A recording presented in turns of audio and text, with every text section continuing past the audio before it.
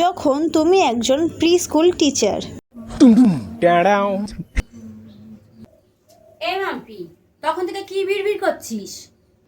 আরে আমাদের স্কুলে কালকে আমার স্পিচ আছে যোগা ডের জন্য, সেই জন্যই আমি এখন স্পিচ মুখস্থ করছি।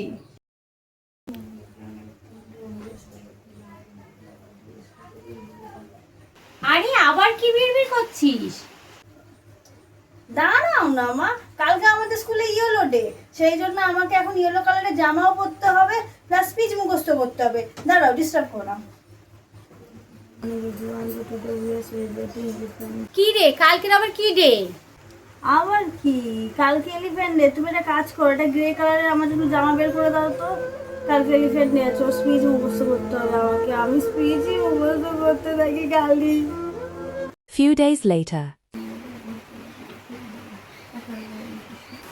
দিদি, হ্যাঁ, মা বললো আজকে আমাদের একটা বিয়ে বাড়ি আছে, তাড়াতাড়ি রেডি হ। বিয়ে বাড়ি? হ্যাঁ হ্যাঁ হ্যাঁ, আমি এখন রেডি হইনি। এই দাঁড়া, আমাকে তো স্পিচ মুখস্থ করতে হবে।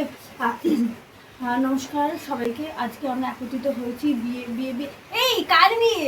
তাড়াতাড়ি নাম বল, আমাকে তো স্পিচ মুখস্থ করতে হবে। স্পিচ মুখস্থ করে করে তোর পুরো মাথাটাই পাগল হয়ে গেছে। হ্যাঁ